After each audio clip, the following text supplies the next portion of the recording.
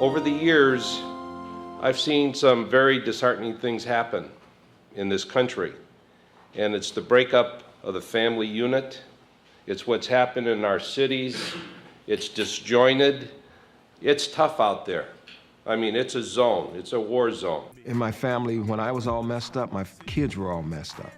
And, you know, I'm talking about welfare, prison, gangs, drugs. Do our actions show that we truly believe that the young people are the future and that they are important?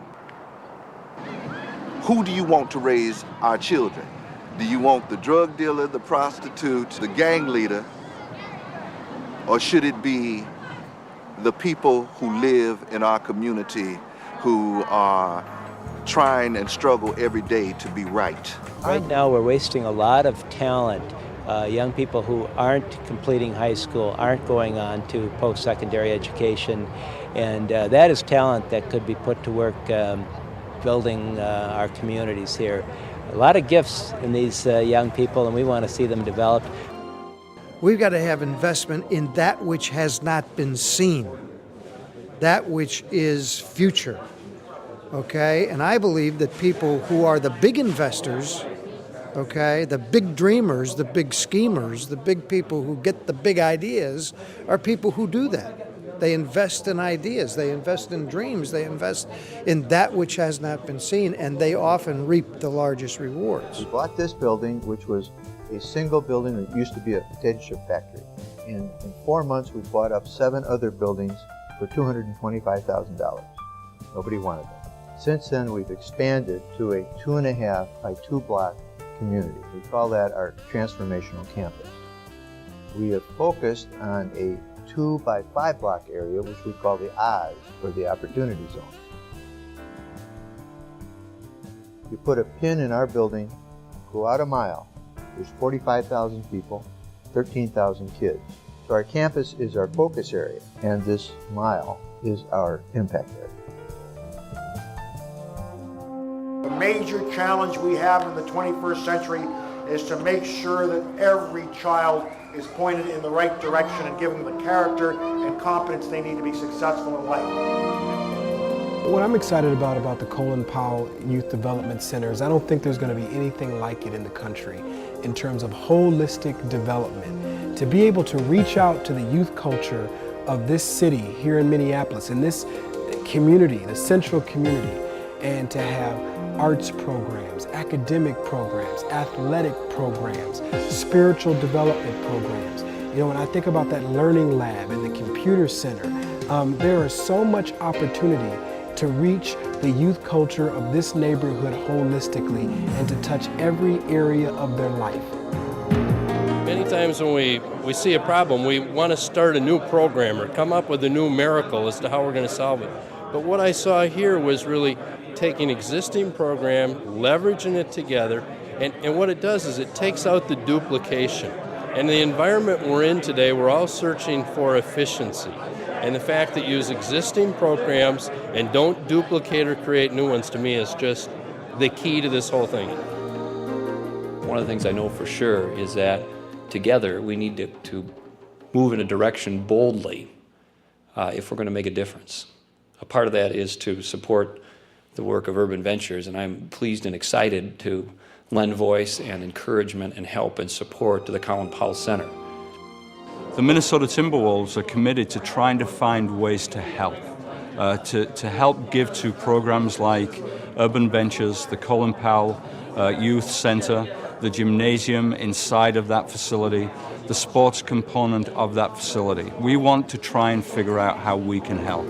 To have what great work Urban Ventures has done, work with Chris Del Rey in developing the high school, we might be able to develop something totally unique. And there hasn't been a high school in the Phillips neighborhood for the better part of 15 years.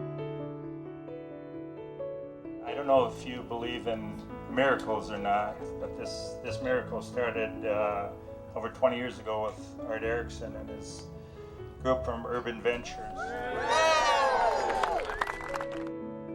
You are showing the youngsters of South Minneapolis a place where they can come, be safe, be protected, We'll have people who will work with them in the fine arts and sports and education.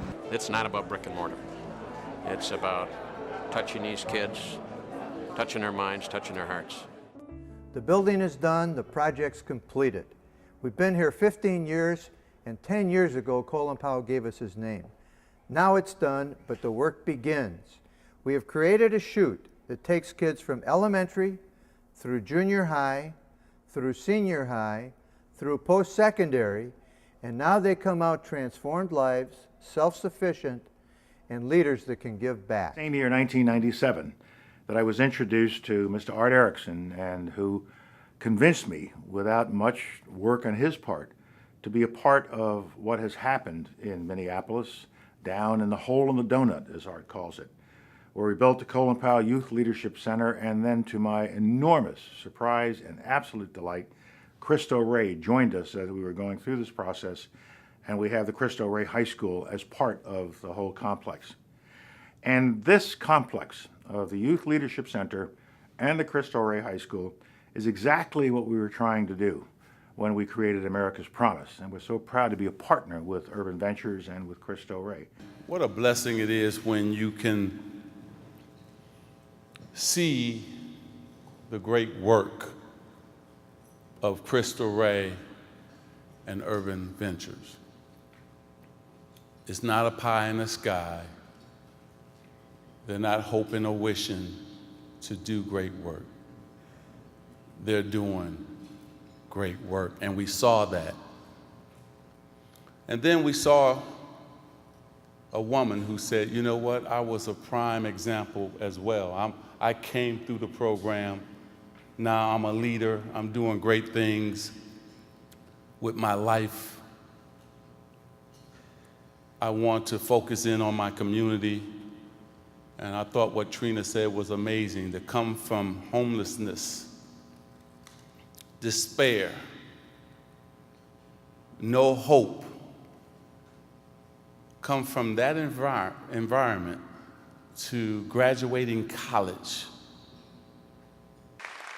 The public sector and the private sector coming together doing great things, and that's what it's all about. Young people, dream, dream, just dream. See, you've taken the kids out of their environment and you showed them that Minnesota and this city and life has more to offer them. And when they were able to visualize it and see it for themselves, then they know they can reach for the stars.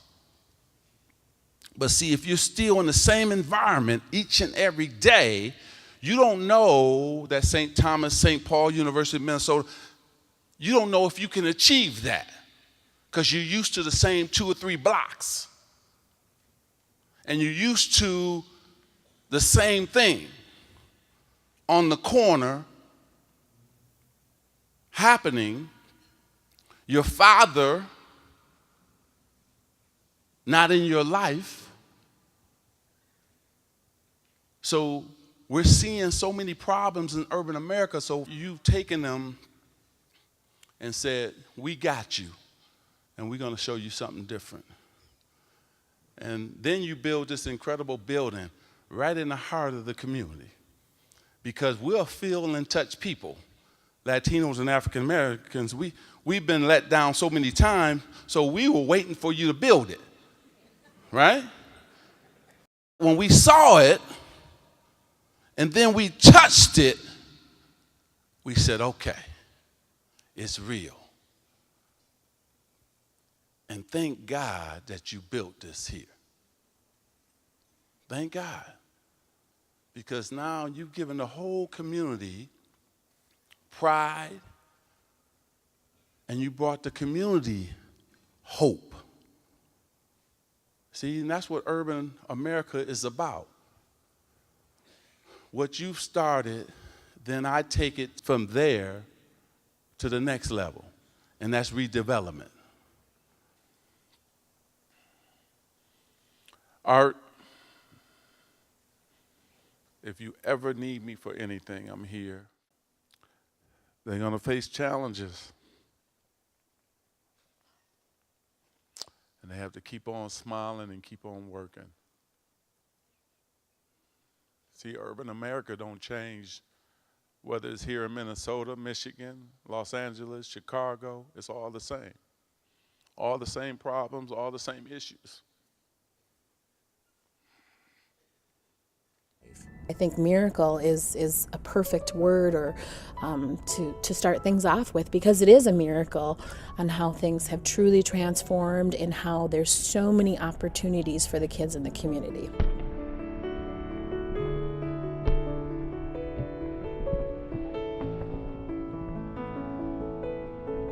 You know, I'm gonna just be frank, the neighborhood didn't think it was gonna come this far. I kept telling them. I said, they are here for a reason. God sent them here to us. If we can touch these kids and we can help these kids overcome the barriers that their parents and grandparents had, if we can change their lives, we will change the lives of future generations for 1,000 years. Again, it takes people to make these things happen. In my own life, again, as I said earlier, I've been blessed, much more so than I'm entitled to. And I've made a lot of decisions in my life on how and what I do with my resources. This is it, right here.